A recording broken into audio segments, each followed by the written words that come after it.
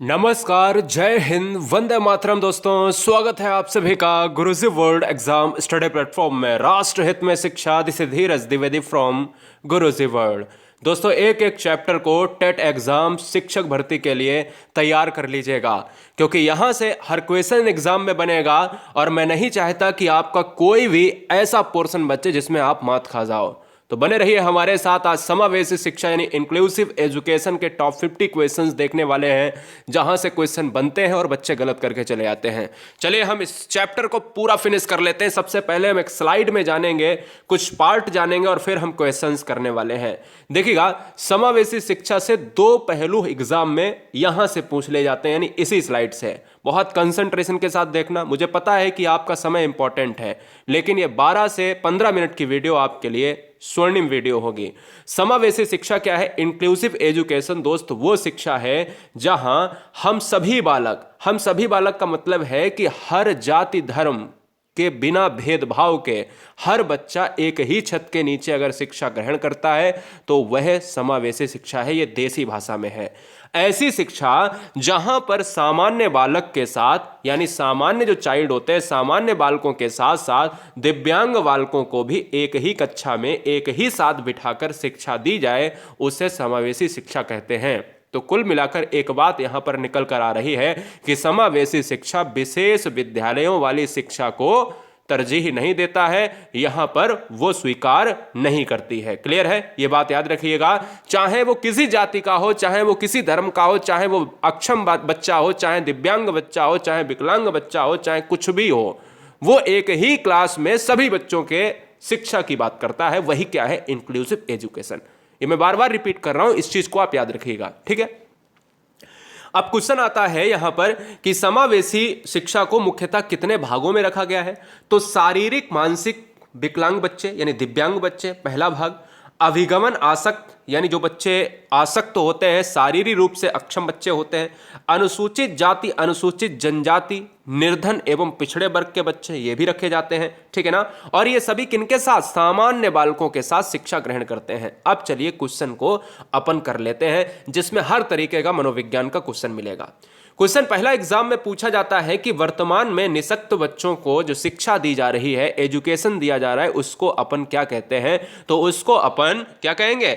Inclusive education ही कहेंगे, समावेशी शिक्षा ही कहेंगे। क्लियर है? अगर आपको बनना है शिक्षक या शिक्षिका, हर बहन हर भाई, तो गुरुजी वर्ल्ड एग्जाम स्टडी राष्ट्र में एकमात्र ऐसा चैनल है जो टीचर वैकेंसी पर फोकस करता है, यानी शिक्षक शिक्षिका बनाकर ही मानेंगे। यह बात लिख कर रख लो और गुरुजी वर्ल्ड एग्जाम स्टडी में सब्सक्राइब करने के लिए बटन को प्रेस करें। वह बच्चे जो समावेशी शिक्षा से संबंधित होते हैं वो क्या कहलाते हैं? समावेशी बच्चे कहलाते हैं। जो शिक्षा को ग्रहण करेंगे वही क्या कहलाएंगे? समावेशी बच्चे कहलाएंगे। अगला क्वेश्चन, टर्मन के अनुसार प्रतिभाशाली बच्चों की बुद्धि लब्धि कितनी होती है? तो 140 से अधिक होती है। यानी टर्मन ये कहते हैं कि 140 जो है क्या होनी चाहिए? बुद्धि लब्धि आईक्यू होना चाहिए प्रतिभाशाली बच्चों को यहां पर निखारने के लिए। सामान्य बच्चे तथा विशिष्ट आवश्यकता वाले बच्चों की बुद्धि लब्धि अगर पूछ दिया जाए, देखिए क्वेश्चन दोनों तरीके से पूछेगा कि भाई प्रतिभाशाली बच्चों की जो बुद्धि लब्धि आईक्यू है वो 140 से अधिक है, कोई दिक्कत नहीं। सामान्य बच्चे आते हैं 90 से 110 के बीच में। ठीक है, तो ऑप्शन जो होगा वो 90 के क्राइटेरिया के और 110 के बीच मिड पॉइंट की बात करेगा। क्लियर है? एक क्वेश्चन बहुत इंपॉर्टेंट तरीके से पूछा जाता है, बहुत ध्यान से पढ़िएगा। डॉक्टर मुखर्जी के अनुसार वरिष्ठ अध्यापक अथवा प्रधानाध्यापक द्वारा किए गए मूल्यांकन को क्या कहते हैं? जैसे कोई विद्यालय में आप टीचर हैं और टीचर थोड़े दिन आप रहते हैं और फिर एक समय ऐसा आता है जब आप वरिष्ठ अध्यापक बन जाते हो या फिर प्रधानाध्यापक बन जाते हो। उस समय आप जब अपने पद पर होते हो तो मूल्यांकन करते हो बच्चों का, तो वह निरीक्षण कहलाता है। Very very most important. जैसे आप प्रधानाध्यापक बनकर किसी कहीं पर जो है चेकिंग के लिए गए, ठीक है ना, आयोग ने आपको चेकिंग के लिए भेज दिया या ड्यूटी लगा दी आपकी परीक्षाओं में, तो फिर वहां पर आप निरीक्षण करने जाते हैं, है ना, सिंपल सी बात। सरकारी संगठनों के नाम या परामर्श में सहयोग देने वाले विभाग कौन से हैं? तो डाइट विभाग है, आप सभी जानते हो कि जिला चिकित्सा मनोविज्ञान शाला इलाहाबाद विभाग, ये 3 विभाग माने जाते हैं जो सरकारी संगठनों के नाम या परामर्श में सहयोग देने के लिए 3 विभाग नियुक्त हैं। चलिए, लायंस क्लब, रोटरी क्लब जैसी धर्मार्थ संगठन, ये क्वेश्चन भी मनोविज्ञान का है, समावेशी शिक्षा से है। लायंस क्लब अब बहुत सारे बच्चे कहेंगे कि लायंस क्लब तो सर मैंने ये सुना, अरे वो तो भाई क्रिकेट टीम वगैरह ये सब रख लेते हैं बाद में, लेकिन यहाँ पर एक संगठन है लायंस क्लब, रोटरी क्लब जैसी धर्मार्थ संगठन की बात करें तो ये गैर सरकारी संगठन है। ये भी आपको याद रखिएगा, ऑप्शन कैसे होंगे, सरकारी संगठन, गैर सरकारी संगठन, एनजीओ तहत, इस तरीके से क्वेश्चंस ऑप्शंस आपको देगा। बुद्धि लब्धि मापन के जन्मदाता कौन है, तो टर्मेन है। सूत्र किसने दिया, टर्मेन ने दिया। क्या आईक्यू का सूत्र दिया, आईक्यू बराबर MA/CA इंटू 100, यानी बुद्धि लब्धि यानी आईक्यू बराबर होता है मानसिक आयु बटे वास्तविक आयु इंटू 100 होता है। ये चीज आपको याद रखनी है। दृष्टिबाधित बालक किसकी सहायता से पढ़ते हैं, तो दृष्टिबाधित बच्चे जो होते हैं वो ब्रेल यानी लुइस ब्रेल के द्वारा यहाँ पर दी गई एक लिपि है जिसको ब्रेल लिपि कहा जाता है। ब्रेल लिपि बच्चे, यहाँ पर ब्रेल लिपि को अंधे बच्चों के लिए होता है जो दृष्टि से अक्षम है, यानी यहाँ पर ब्रेल लिपि आंसर हो जाएगा। और यह ब्रेल लिपि देने वाले जो मनोवैज्ञानिक हैं या किस वैज्ञानिक हैं, इन्वेंट करता है, वो है फ्रांस के। क्लियर है। श्रवण बाधित, जो श्रवण यानी सुनने में अक्षम बच्चे हैं, जो सुन ना सकते हैं, बालक को पढ़ने के लिए कौन सी भाषा प्रयुक्त होती है, तो सांकेतिक भाषा, जो सिंबल लैंग्वेज वाली है ना, सिंबॉलिक लैंग्वेज होती है, उसमें हम क्या करते हैं, आपने देखा होगा कि जो मूक बधिर के हमारे टीवी में समाचार भी आते हैं, ठीक है, तो वो क्या करते हैं, एक तरफ वो महिला बोलती है और एक तरफ मूक बधिरों के लिए सांकेतिक भाषा का यूज करती है, अपने हाव भाव से, चेहरे के हाव भाव से और अपनी उंगलियों के हाव भाव से। क्लियर है। चलिए, भाषा विकास का सिद्धांत किसके द्वारा दिया गया है, तो भाषा विकास का सिद्धांत दिया गया है चॉम्स्की के द्वारा। चॉम्स्की कहे जाते हैं लैंग्वेज के यानी भाषा विकास के, डेवलपमेंट के जो है जनक कहे जाते हैं। प्रगतिशील शिक्षा के प्रतिपादक कौन है, तो जॉन डीवी हैं। इस चीज को भी आप याद रखिएगा। निःशुल्क एवं अनिवार्य शिक्षा किस अनुच्छेद से संबंधित है, तो अनुच्छेद यानी आर्टिकल 21 ए। Very very most important, very very most important, इस क्वेश्चन को याद रखिएगा। मंडलीय मनोविज्ञान केंद्र कहां पर स्थित है, तो हर मंडल का जिले यानी उसके डिस्ट्रिक्ट पर स्थित होता है। वेरी वेरी मोस्ट इंपॉर्टेंट है। अब बच्चे कहेंगे कि सर यहां पर एक इलाहाबाद में भी है, तो उसकी भी हम चर्चा करेंगे आगे, देखिएगा, बहुत अच्छे क्वेश्चन है। शारीरिक रूप से अक्षम बच्चों को सामान्यतः होता है, अब ये क्वेश्चन एग्जाम में आ जाता है तो क्वेश्चन में डिसलेक्सिया होता है, डिस्ग्राफिया होता है, वो वाली लिंक हम नीचे दे देंगे बच्चों को। अगर आपको परेशानी होती कि डिसलेक्सिया क्या होता है, डिस्ग्राफिया क्या होता है, डिस्मोर्फिया क्या होता है, डिस्थीमिया क्या होता है ना, अप्रेक्सिया क्या होता है, तो वो लिंक आप नीचे देख लेंगे, कमेंट बॉक्स में पिन कर देंगे, ठीक है। तो देखिएगा यहाँ पर क्या होता है, ये वाला पॉइंट अच्छे से याद रखो। डिस्ग्राफिया वैसे तो लिखने में अक्षम होता है बच्चा, लेकिन शारीरिक रूप से अगर आ जाए तो भैया डिस्ग्राफिया ही मारना है, कई बार एग्जाम में पूछा गया है। एक बच्चा जो सा को वॉश पढ़ता है, यानी SAW को WAS पढ़ता है, और न्यूक्लियर को अनक्लियर पढ़ता है ना, मतलब क्या है कि उल्टा सीधा शब्द, देखिए एक ही है, वर्ड एक ही है। न्यूक्लियर को उल्टा अन, भाई इसको यहाँ पर अन को यहाँ पर अन कर दिया है ना, तो न्यूक्लियर को अनक्लियर कर दिया। अंतर नहीं कर पाता है, मतलब क्या है कि वह बच्चा W और M में अंतर ना कर पाए, वह बच्चा B और D में अंतर ना कर पाए, वही बच्चा सा और वाज में अंतर ना कर पाए, वह बच्चा न्यूक्लियर और अनक्लियर में अंतर नहीं कर पाता, मतलब एक ही समझता है, तो वो बच्चा जो है डिसलेक्सिया से संबंधित है, यानी डिसलेक्सिया से ग्रस्त है, वो बच्चा पढ़ने में अक्षम है। पढ़ने में अक्षम बच्चे को कहते हैं डिसलेक्सिया वाला विकार। अलेक्सिया आ जाए, डिसलेक्सिया आ जाए, अगर लेक्सिया होगा किसी बच्चे को तो वो पढ़ने में अक्षम होगा। पढ़ने की क्षमता है दोस्त, अगर यह विकार किसी में पाया जाता है तो यह पढ़ने में अक्षम वाला विकार होता है, जिसको हम डिसेबिलिटी कहते हैं, ठीक है। तो यहां पर कर लीजिएगा, ब्रेल लिपि किन बच्चों से संबंधित है, अभी मैंने बताया दृष्टिबाधित बच्चों के लिए है। क्वेश्चन नंबर 19, अमेरिकी राष्ट्रपति का नाम बताइए जो पोलियो ग्रस्त थे। अमेरिकी राष्ट्रपति रूजवेल्ट साहब पोलियो से ग्रस्त थे, ये भी बहुत इंपॉर्टेंट पॉइंट है, मनोविज्ञान में पूछा जा चुका है। कहाँ पर पूछा गया है, यह पूछा गया है रीट के एग्जाम में पूछा गया है, ठीक है ना, जब रीट का सेकेंड लेवल का एग्जाम होता है। चलिए, आपके एग्जाम में क्यों नहीं आ सकता है, जितने बच्चे देख रहे हैं कोई भी टेट एग्जाम देने जा रहे हैं, इस क्वेश्चन को, सारे क्वेश्चन को करिए। PF परीक्षण के जन्मदाता, PF परीक्षण के जन्मदाता हैं रेमंड कैचर। अब बहुत अच्छी तरीके से देखिएगा, मनोविज्ञान शाला की स्थापना भारत में कब और कहाँ की गई, तो भारत में 1947 में इलाहाबाद यानी उत्तर प्रदेश का जो शहर है, जिला है, जिसको प्रयागराज के नाम से जानते हैं, वही है इलाहाबाद। इलाहाबाद में मनोविज्ञान शाला स्थापित है। कल को क्वेश्चन अगर ये आ जाए कि मनोविज्ञान शाला भारत में कहाँ पर स्थापित है, तो यहाँ पर इलाहाबाद आप मारिएगा सबसे पहले। अगर मैं आप बात करूँ कि मनोविज्ञान शाला की स्थापना किसके द्वारा की गई, आचार्य नरेंद्र देव के द्वारा की गई। वेरी वेरी मोस्ट इंपॉर्टेंट, ठीक है ना। ठीक है, चलिए आर गुप्ता सेन भी हम कहते हैं। 23 प्रतिभाशाली बच्चों की बुद्धि लब्धि, अभी मैंने बताया कि 140 से अधिक है। शारीरिक से यानी शारीरिक रूप से अक्षम, मंद बुद्धि, शैक्षणिक रूप से पिछड़े बालक तथा प्रतिभाशाली बालक कहलाते हैं। ये क्वेश्चन यार बहुत इंपॉर्टेंट है, बहुत ज़्यादा इंपॉर्टेंट है। बहुत सारे बच्चों के जहन में ये क्वेश्चन आता होगा कि सर ये बताओ विशिष्ट बालक कौन कहलाते हैं, विशिष्ट आवश्यकता वाले बालक।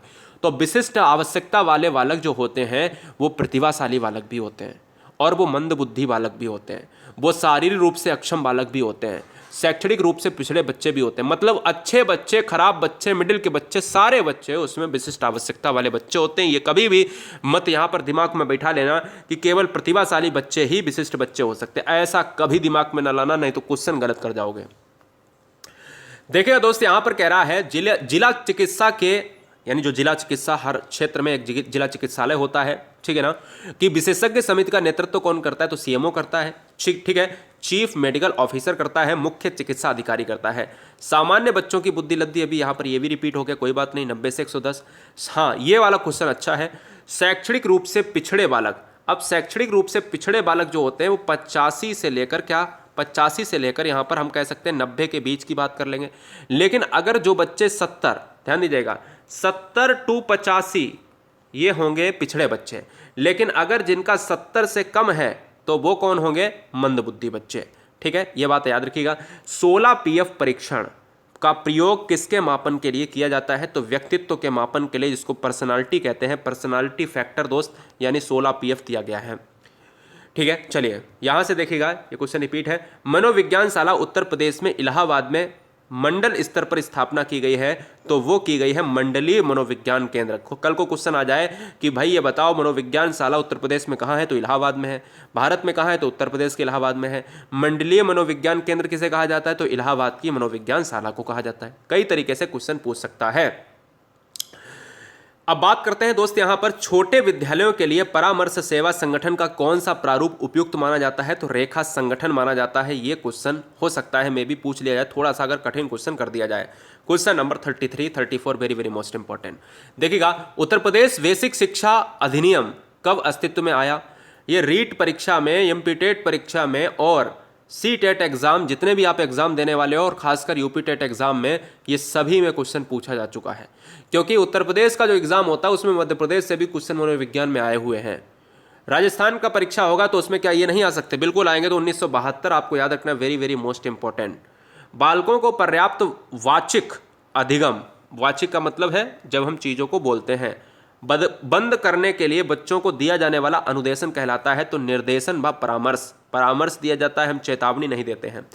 मंद बाधित बच्चे के डेसिबल स्तर कितना होता है, तो मंद बुद्धि के जो बच्चे होते हैं वो डेसिबल स्तर होता है 55 से 69 डेसिबल। ठीक है, तो ये याद रखिएगा, यह डेसिबल होता है मंद बाधित बच्चों के लिए। डेसिबल का मतलब होता है कि जब उनके श्रवण शक्ति को हम मापते हैं। कम बाधित बच्चों का डेसिबल स्तर 35 से 51 होता है और कम होता है। ठीक है, यानी हम कह सकते हैं 35 to 51। गंभीर बाधित बच्चों के लिए डेसिबल स्तर, डेसिबल भाई क्या है, ध्वनि की इकाई है, ध्वनि यानी साउंड की इकाई है। गंभीर बाधित बच्चों का जो डेसिबल स्तर होता है वो 70 से 89 होता है। यानी यहाँ पर हम 70 से 89 वाला ऑप्शन चूज करेंगे और डेसिबल को डीवी लिखा जाता है। पूर्ण बाधित गहन बाधित बच्चों का जो डेसिबल होता है वो 90 से 100 डेसिबल होता है, यानी जिसमें बाधिता का प्रतिशत 100% होता है। ठीक है, चलिए आंशिक शारीरिक रूप से अक्षम बच्चों को कितने वर्गों में बांटा गया है, तो वो 4 वर्गों में बांटा गया है। और पिछड़े बच्चों को परिभाषित करने के लिए हम प्रयोग करते हैं शैक्षणिक लाभ। पिछड़े बच्चों को जब हम परिभाषित करते हैं तो शैक्षणिक लाभ जो है हम उसको कहते हैं, इस चीज़ को याद रखिएगा। पिछड़े बच्चे वे होते हैं जिसकी शैक्षणिक लाभ दिया गया यानी दी गई जो एजुकेशन है उसका 5 से भी कम होता है। यह कथन किसका है, यह है सिरिल वर्ट का है। सिरिल वर्ट एक जाने माने मनोवैज्ञानिक है सीडीपी के। यानी जो पिछड़े बच्चे होते हैं इनका आईक्यू मैंने आपको बताया 70 to 85 होता है, इनके बीच में होता है। और बोला कि जो एजुकेशन दी जाती है उनके अंकों की बात करें तो 5 से भी अंक प्राप्त करते हैं वो दोस्त पिछड़े बच्चे होते हैं, वो हैं सिरिल वर्ट के अनुसार। सामान्य बच्चों का आईक्यू कितना होता है, अब आईक्यू पूछ लिया है मैंने भाई, ऊपर बुद्धि लब्धि पूछा था तो भाई क्वेश्चन का आंसर थोड़ी ना बदल जाएगा। 90 से 110। व्यक्तित्व संबंधी टीएटी परीक्षण का निर्माण किसने किया है? मुर्रे एवं मॉर्गन ने किया है। टर्मेन के अनुसार प्रतिभाशाली बच्चों की बुद्धि लब्धि कितनी होती है? 140 से ऊपर होती है। NIVH का पूरा नाम क्या है? National institute of visually handicapped. National institute of visually handicapped को कहते हैं NIVH। और NIVH का अगर पूछा जाए हेडक्वार्टर कहाँ है, तो ये है भाई उत्तर प्रदेश उत्तराखंड एक समय साथ ही में हुआ करते थे, तो अब ये उत्तराखंड का पार्ट है, देहरादून के साथ चला जाएगा। क्लियर है? चलिए 47, शारीरिक बौद्धिक सामाजिक या अन्य स्थितियों में भेदभाव के बिना सभी बच्चों को एक साथ शिक्षा देने की व्यवस्था है, यह कहलाती है इंक्लूसिव एजुकेशन, समावेशी शिक्षा। IED, ध्यान दीजिएगा, IEDC योजना किससे संबंधित है? यह बच्चों से संबंधित है जो बच्चे दिव्यांग होते हैं। विकलांग बालकों हेतु यहाँ पर कर लीजिएगा समावेशी शिक्षा योजना, ठीक है ना। ये IED जो शिक्षा है, IEDC जो शिक्षा है, ये विकलांग बच्चे दिव्यांग बच्चों हेतु जो समावेशी शिक्षा के तहत जो शिक्षा एजुकेशन दी जाती है, ये अक्षम बच्चों के लिए है। देखिएगा दोस्त, यहाँ पर अगर हम बात करें, यह जो IEDSCS जो परीक्षा है, ये यहाँ पर जो एजुकेशन है ये दी जाती है, किस स्तर पर दी जाती है? माध्यमिक स्तर पर दी जाती है। इस क्वेश्चन को इम्पॉर्टेंट तरीके से याद रखो, क्योंकि ये माध्यमिक स्तर, प्राथमिक स्तर, उच्च प्राथमिक स्तर ऐसे ऑप्शन मिलेंगे कि भाई जो ये वाली जो पद्धति है, ये किसके लिए है? तो दिव्यांग बच्चों के लिए है। कौन से स्तर के लिए है? माध्यमिक स्तर के लिए है, ठीक है। PWD योजना, यह है निःशक्त जन अधिनियम, समान अवसर अधिक और 1995 भारतवर्ष में विकलांगता से संबंधित एक विस्तृत अधिनियम है। अगर क्वेश्चन में पूछ लिया जाए कि PWD योजना, भाई PWD योजना वो वाली मत मार देना जो हम बच्चे जो है आजकल रास्ते के निर्माण की बात करते हैं, जहाँ पर हम रोडों की बात करते हैं। PWD योजना एक निःशक्त बच्चों के लिए भी है जो 1995 अधिनियम के तहत आई है। तो दोस्त, यहाँ पर चैनल पर आए हैं, थोड़े से कठिन क्वेश्चन अपन ने लिए, जहाँ पर क्या है कि हम क्वेश्चन में मात खा जाते हैं। उम्मीद है कि इन क्वेश्चन को नोट कर लिया होगा, 2-3 बार अगर देखेंगे तो चीज़ें आसान हो जाएंगी। Love you guys, thanks for watching video Guruji world exam study. Vande Mataram.